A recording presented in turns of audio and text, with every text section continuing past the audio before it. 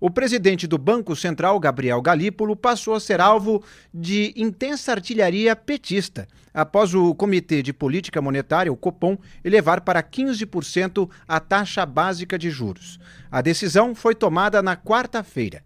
Ao longo do feriadão, integrantes do PT criticaram a postura do presidente do Banco Central.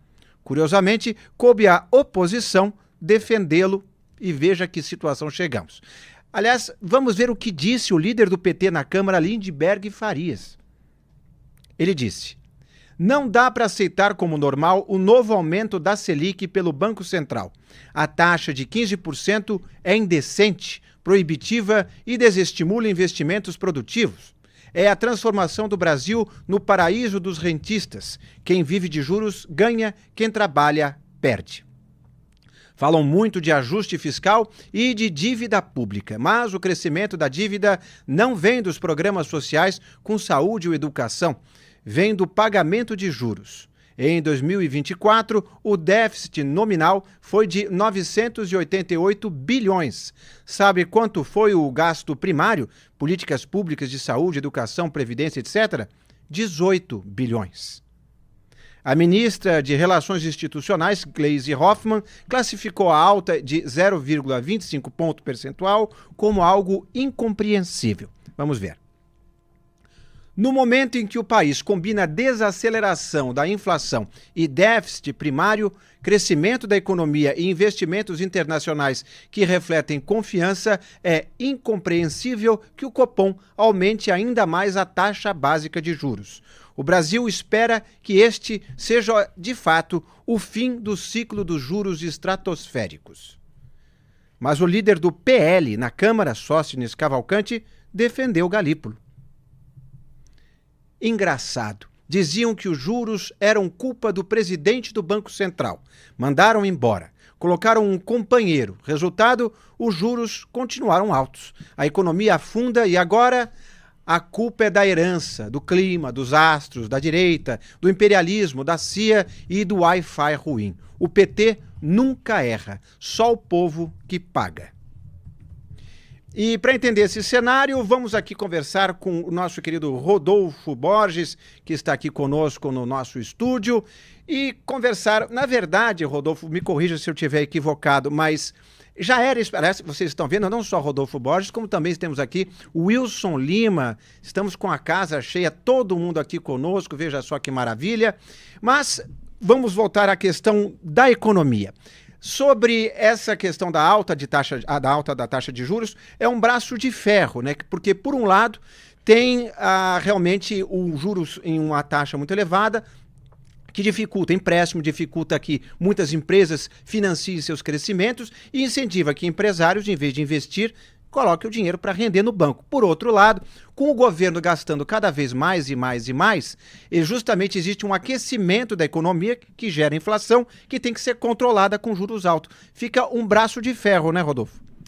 Boa tarde a todos. A única verdade aí que o Lindbergh Farias falou nessa manifestação que ele fez é de que também tem um custo para a dívida pública, porque o aumento de juros aumenta o custo da dívida pública. De fato, isso é verdade. Só que quem tem algo a fazer sobre esse assunto, quem poderia estar fazendo algo e não está fazendo, é o governo Lula, que não foi cobrado nem pelo Lindbergh Farias e nem pela Gleisi Hoffmann. Dessa vez, e eu chamei a atenção para isso, publiquei uma análise no portal do Antagonista ontem, que falta faz Campos Neto. Também foi o título da nossa newsletter. No Papo Antagonista de ontem eu chamei para a nossa newsletter.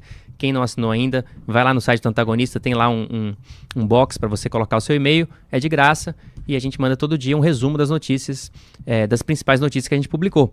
E eu estava destacando isso. Eles reclamaram do aumento dos juros, mas eles não apontaram o dedo para ninguém especificamente. Por quê?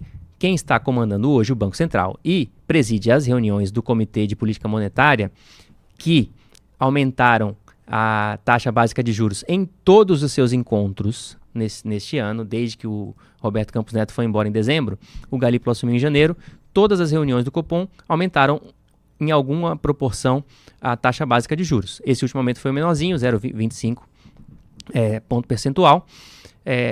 A Gleisi falou lá, né, que espera que seja o último aumento, de fato foi o que sinalizou o Copom, que não deve ter mais aumento, mas sinalizou também de que esse patamar de 15% ele deve ser mantido por um bom tempo. Por quê que esse patamar deve ser mantido por um bom tempo? Entre outras questões, porque o governo federal, o governo Lula, não fez o ajuste fiscal que chegou a prometer no final do ano passado, chegou até a tentar, ou alegadamente tentar, porque no final das contas não fez aquele esforço tão grande para fazer um ajuste fiscal, ficou devendo o ajuste, não deve fazer, apesar, né, de o ministro da Fazenda, depois de ter tentado aumentar o IOF e tentou ajustar também, tirou um pouquinho do aumento da alíquota, mas para aumentar outros impostos, e ficou prometendo de que em algum momento o governo federal vai apresentar uma proposta de corte de gastos que ainda não foi apresentada, entre outras coisas porque o ministro da Fazenda tirou férias nesta semana, entre outras coisas todas, né? Então, assim, resumindo, o governo Lula não consegue, né, os governistas não conseguem mais usar a muleta de Roberto Campos Neto para justificar os aumentos na taxa básica de juros. Eles seguem reclamando, mas agora sem poder apontar o dedo para um inimigo específico, porque quem está comandando o Banco Central, teoricamente, é um aliado. Muito bem. E antes de darmos prosseguimento a esse debate, eu quero chamar aqui uma breaking news, porque o Wilson Lima tem uma informação bastante interessante para trazer, ele que está aqui presencialmente. Então, roda a vinheta.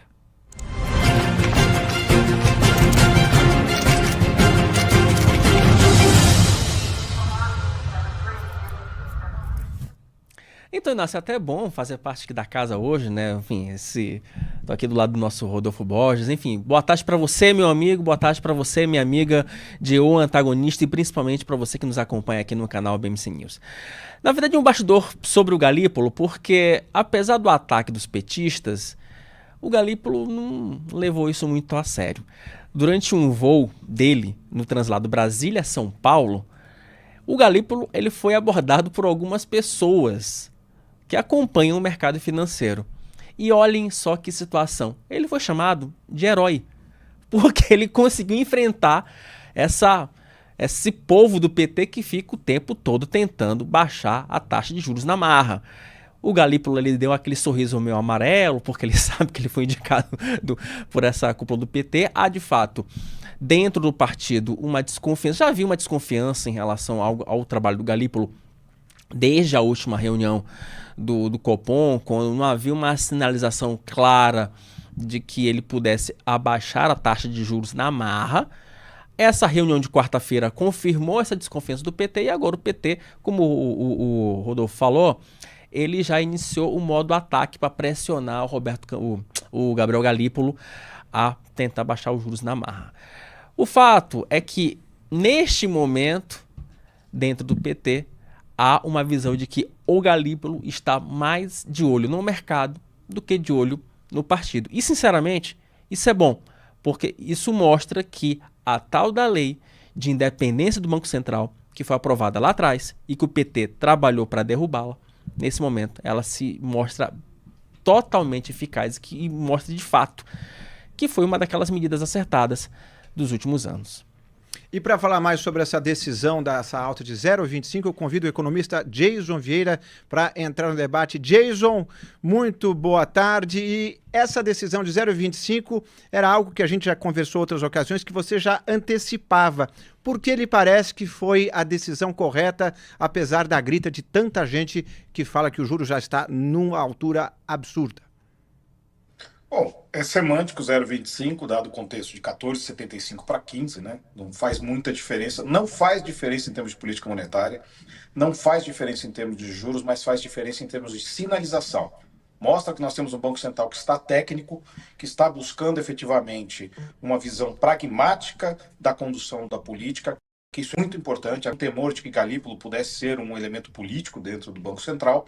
Mas o que nós já conversamos sobre isso, o Banco Central é muito mais fácil envolver as pessoas dentro do Banco Central do que as pessoas transformarem o Banco Central.